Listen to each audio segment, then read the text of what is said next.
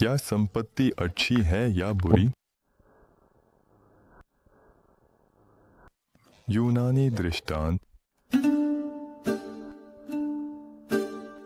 अकादमी के गुंबददार छतों के नीचे बने हॉल में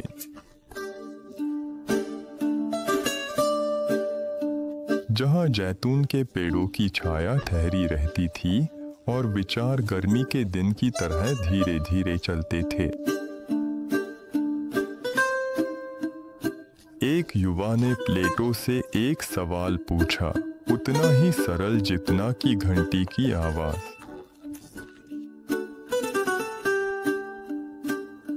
क्या संपत्ति अच्छी है या बुरी? उस सवाल के भीतर मानवता की शाश्वत चिंता गूंज रही थी।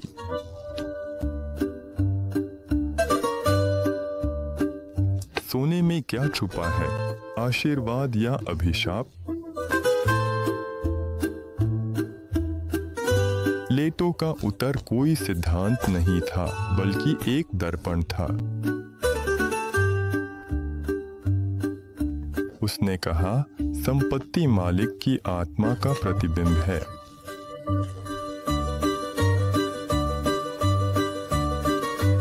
सज्जनों के हाथों में यह भलाई की शक्ति बन जाती है।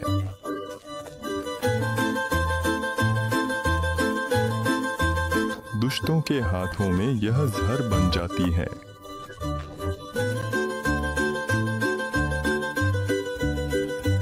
जैसे तलवार योद्धा की रक्षा करती है, लेकिन चोर के लिए डकैती का साधन बन जाती है।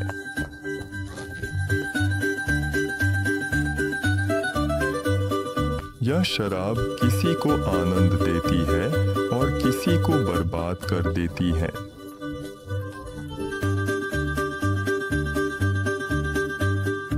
संपत्ति की अपनी कोई प्रकृति नहीं होती। यह एक नदी की तरह है। यह अपने बहाव के अनुसार खेतों को सींचती है या घरों को बहा ले जाती है। यह स्कूल बना सकती है या अहंकार के स्मारक खड़े कर सकती है। यह उपचार कर सकती है या भ्रष्ट कर सकती है। इसकी प्रकृति द्वितीयक है, लेकिन इसकी शक्ति पूर्ण है। जो लोग इसे समझदारी से उपयोग करते हैं, उनके लिए पैसा भलाई का साधन बन जाता है। यह भूखों को भोजन देता है, कमजोरों की रक्षा करता है और ज्ञान के द्वार खोलता है। कुशल लोग इसे वैसे ही चलाते हैं जैसे चित्रकार रंगों से जीवन रचता है। लेकिन लालची हाथों में संपत्ति बुराई बन जाती है। यह संतुष्टि नहीं देता, यह भूख को और बढ़ाता है। लोग एक सिक्के की चमक के लिए धोखा देते हैं, युद्ध करते हैं और हत्या तक कर देते हैं। वे अधिक पाने की चाह में खुद को खो देते हैं।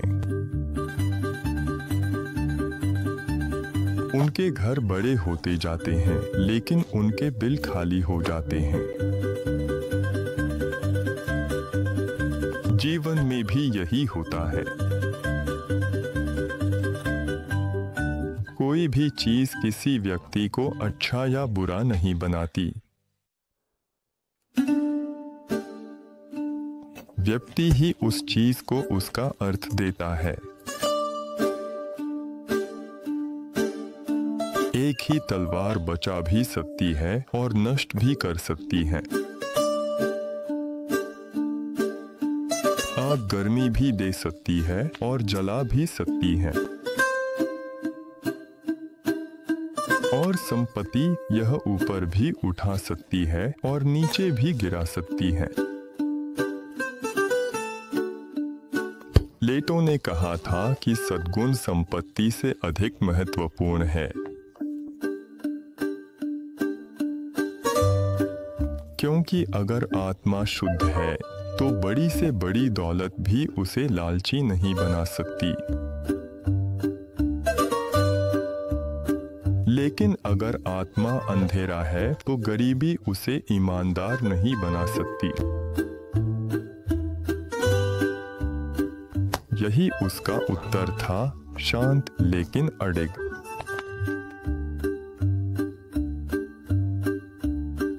धन न तो अच्छा है न बुरा, यह एक परीक्षा है। यह एक दर्पण है और उसमें हम में से हर कोई खुद को देखता है।